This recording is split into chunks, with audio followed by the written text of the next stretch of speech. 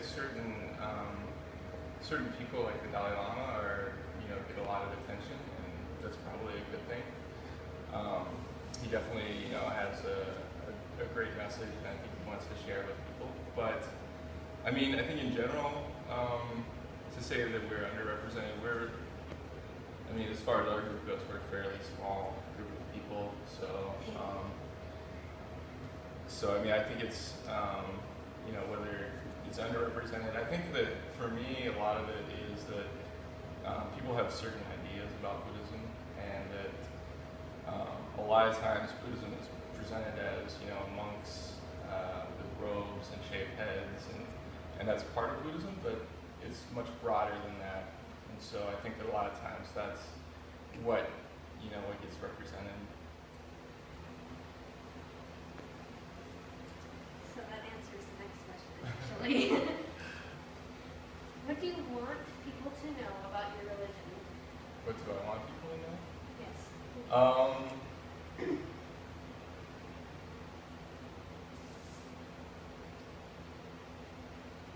That's a good question.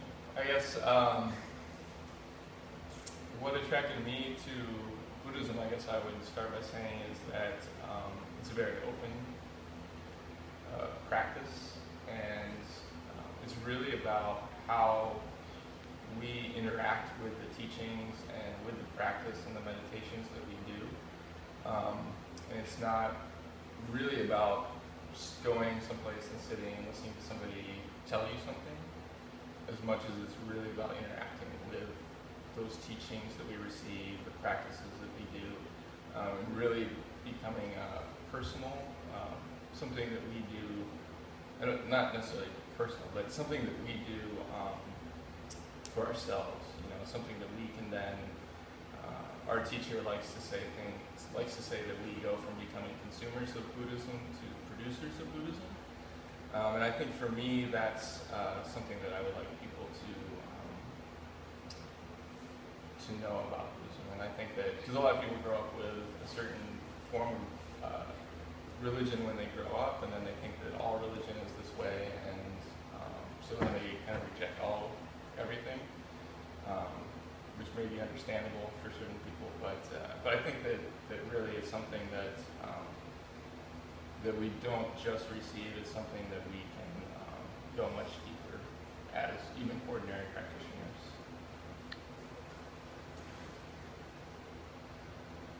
Yes, I do. They are misrepresented. But before I can answer that, I have to make sure you understand that Jews as a faith, I don't think are so much. It's not so much the Jews as a faith are misrepresented, but Jews as a people are misrepresented in everything that has to do with coverage on Israel. That's where there's tremendous. There's a couple of ways that Jews are misrepresented, but right now the thing that really looms large is the misinformation, not only misinformation about Israel, but there's so much maligning of Jews. The reporting is quite biased, and I'm happy if the kids want to look critically at some of that. If you send me an email, I'll send you links to the websites that do critical analysis of news coverage on Israel and the way that it's reported. And that might be something interesting for them to look at. So that's a big concern to Jews, is that what's happening right now in the war between the Israelis and Hamas, and it's not between Israelis and Palestinians, it's between Israel and the Hamas, that is so misrepresented and so much context is lacking that that the people don't understand, the rockets that are coming into Israel, and that the Hamas provokes this kind of a war in order to get return fire, to kill their own people, to put the munitions and the weapons where the people are, to get the return fire, to kill their own people and put it on television. And this lack of understanding of the kind of warfare that Israel's fighting is deeply frustrating to Jews. This lack of context for understanding what Israel's up against, and the the unbelievable, really, efforts that they make to try to prevent civilian casualties, the very civilian casualties that the Hamas is hoping to get so that they can portray Israel as the aggressor. So that's front and center as very frustrating kind of misrepresentation. There are often, so then there's more subtle kinds of innuendo about Jews where old stereotypes come back.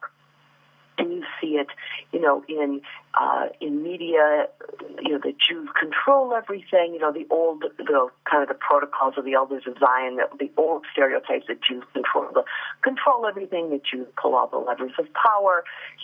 For a people that make up less than 1% of the world's population, these charges just never completely go away. And still be able to distill what I'm saying so that 11-year-olds can understand it. These are very frustrating things with these anti-Semitic themes that Jews control the money and Jews control the power and Jews control Hollywood and Jews control Congress. They never go away. We're less than 1% of the population in the world. We control everything? I don't think so. So that's frustrating.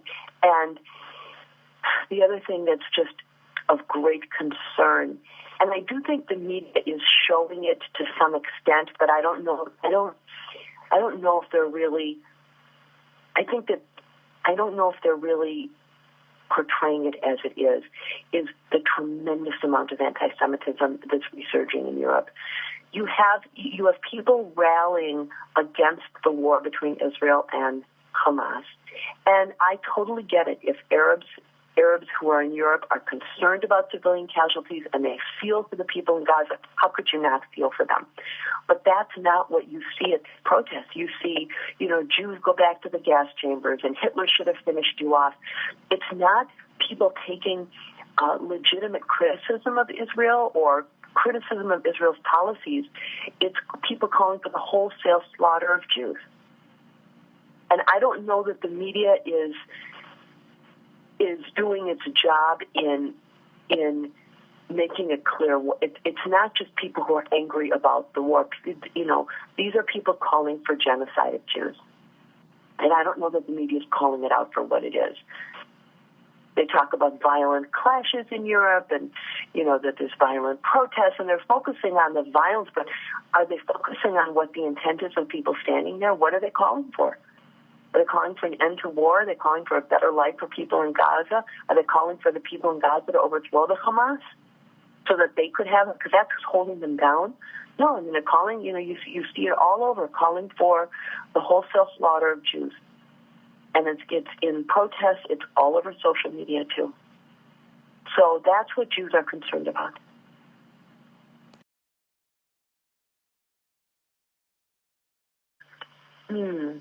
Well, I guess, first of all, I would want people to know, because many don't, that Judaism is both a religion and a people.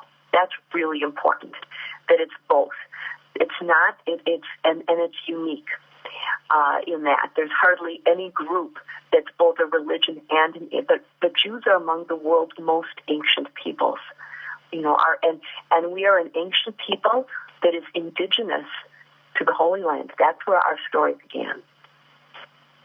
We're not the only indigenous people, but we are a people who are indigenous to the land that is now Israel.